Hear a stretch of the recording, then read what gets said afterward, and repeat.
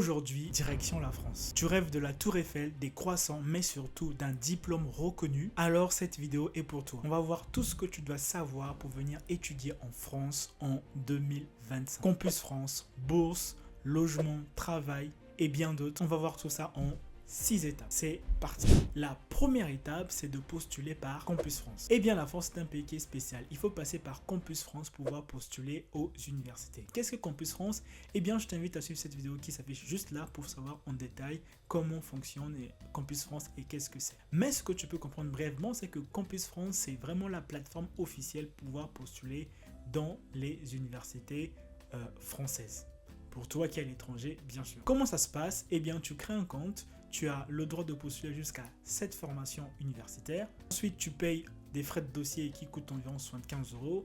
Et après, tu as ton entretien que tu vas passer dans ton pays.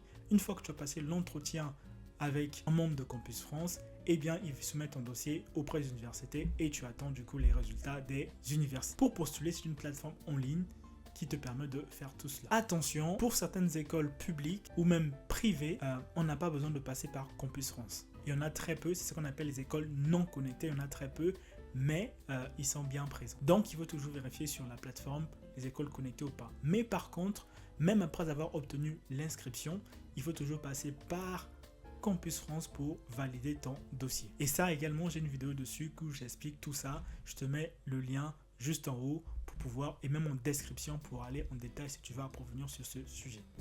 La deuxième étape, c'est l'entretien Campus France et les réponses. Donc, comme je l'ai dit tout à l'heure dans la première étape, c'est que tu es obligé de passer par la plateforme Campus France. Une fois que tu passes par la plateforme Campus France, tu vas te créer un compte sur lequel tu vas soumettre tes dossiers, tu vas remplir tes dossiers, tu vas remplir tes motivations, tu vas remplir ton projet d'études, ton projet professionnel. Et dès que ton dossier est complet, tu vas le soumettre et attendre l'entretien. Une fois que tu as l'entretien, tu passes l'entretien avec un agent Campus France. Et une fois que tout ça est bon, mais surtout avant de payer, avant l'entretien, tu dois payer une somme de 75 €. Et une fois que tu as passé l'entretien Campus France avec un agent, ton dossier est validé. Et là, tu es en attente des réponses des universités. Campus France ouvre en fait ses portes aux alentours de octobre à novembre de chaque année. Et souvent, ils ferment leurs portes. Enfin, la clôture des dossiers se passe, en tout cas, la soumission se passe vers février de l'année qui suit. Si tu es dans la phase de préparation de ton entretien Campus France, sache que j'ai une vidéo aussi qui est un banger qui va s'afficher juste en haut, qui va te préparer à pouvoir passer ton entretien. L'objectif de l'entretien, c'est simple, c'est vraiment de voir la cohérence entre ton projet d'études et ton projet professionnel. Les réponses finales des universités viennent environ vers juin, pour certains même vers juillet. Troisième étape, c'est le visa et les documents à fournir. Une fois que tu as une préinscription, tu dois demander un visa de type D, un visa étudiant long séjour. Ça se fait auprès de l'ambassade ou du consulat français qui se trouve dans ton pays. J'ai également fait une vidéo dessus, je te mets là pour aller plus en détail sur ce point. Mais ce qu'il faut savoir, c'est que ce sont des documents classiques de demande de visa. Tu as la lettre, tu as l'attestation d'hébergement, tu as la preuve de finances. Bref, il y en a plusieurs. Tu réunis ces documents-là et actuellement, la procédure de visa dans certains pays est vraiment simplifiée.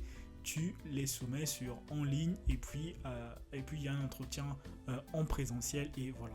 Donc, je mets également une vidéo là, même en description, où tu parles en détail sur le sujet. La quatrième étape, ce sont les coûts et les bourses. Il faut savoir qu'en France, pour la licence, on a environ de 170 €. Et pour les étudiants étrangers, et dans certaines universités, on a environ de 3000 et quelques euros pour les frais académiques. Il faut savoir qu'il y a une réforme en France qui est venue changer, en tout cas, à taxer un peu plus les étrangers sur les études. Mais heureusement, certaines universités n'ont pas adopté cette loi. Donc, pour certaines universités, par exemple comme l'université de Toulouse, les étudiants étrangers ne payent pas la somme de 3000 et quelques euros. Mais il y a d'autres universités ou d'autres UT, telles que l'UT de Beauvais par exemple, on paye 3000 et quelques euros de la licence. Donc, en fonction de ton université, voilà, il faut te renseigner dessus.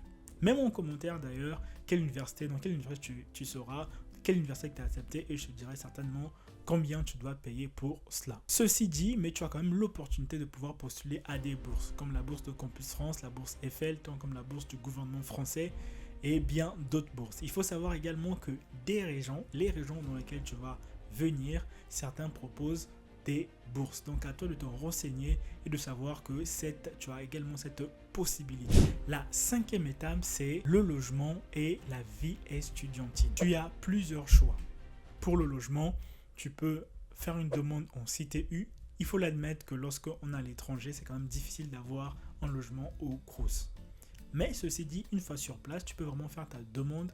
Et dans certaines régions, à Paris, je ne sais pas, mais parce qu'à Paris, c'est beaucoup saturé, mais en tout cas, dans certaines régions, tu as la facilité d'avoir une chambre dans une cité universitaire. Pourquoi je dis ça? Parce que le coût est quand même relativement bas par rapport aux chambres ou des appartements ou dans le privé. Il faut savoir que le coût les logements sont environ de 300 à 600 euros dans des régions hors Île-de-France. Ce qui est également important à savoir pour la vie estudiantine, tu as les restaurants universitaires qui sont environ de 30 euros qui peuvent te permettre de pouvoir avoir un repas assez équilibré. Mais il y a également beaucoup d'avantages concernant la vie estudiantine, beaucoup d'avantages quand on est étudiant en termes de tickets de bus parce que tu peux avoir des tarifs réduits, des tarifs étudiants et surtout si tu as moins de 26 ans, honnêtement, tu as énormément de réductions, que ce soit au cinéma, que ce soit pour le sport et bien d'autres. Si tu as des questions dessus, n'hésite pas à poser en commentaire. La 6e étape, c'est le travail et l'après-études. Il faut savoir qu'en tant qu'étudiant, tu as l'opportunité de travailler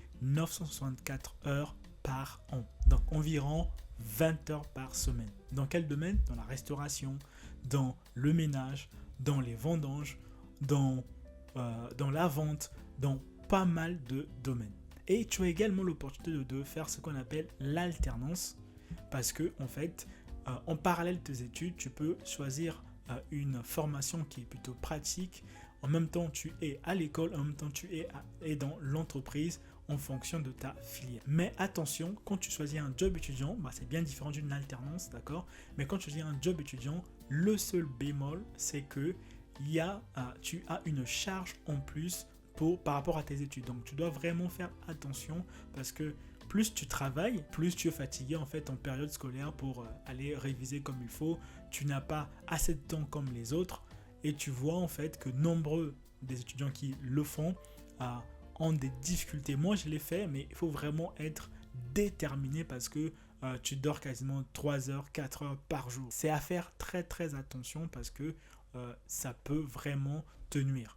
Et si tu redoubles une fois, 2 fois, tu peux avoir des sérieux problèmes avec la préfecture, donc du coup le renouvellement de ton titre de séjour.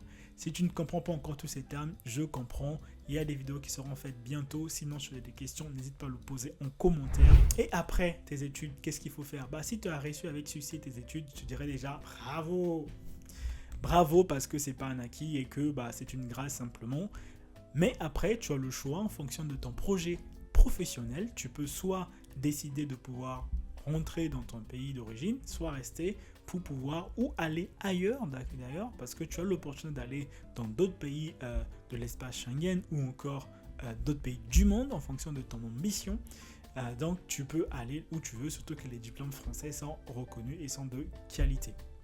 Voilà, on arrive à la fin de notre vidéo. J'espère que tu as aimé. Donc voilà, tu veux étudier en France en 2025, eh bien tu as toutes les billes pour pouvoir le faire. Je mettrai en commentaire tous les liens importants, notamment de Campus France, notamment pour les bourses également. Les liens également des bourses des vidéos sur les bourses que j'ai déjà faites pour pouvoir t'orienter. Et dis-moi en commentaire en fait ce que tu veux savoir un peu plus, si tu veux savoir un peu plus sur Campus France ou sur les procédures. Voilà, c'était Luc Badinga et on se retrouve à très bientôt. Peace.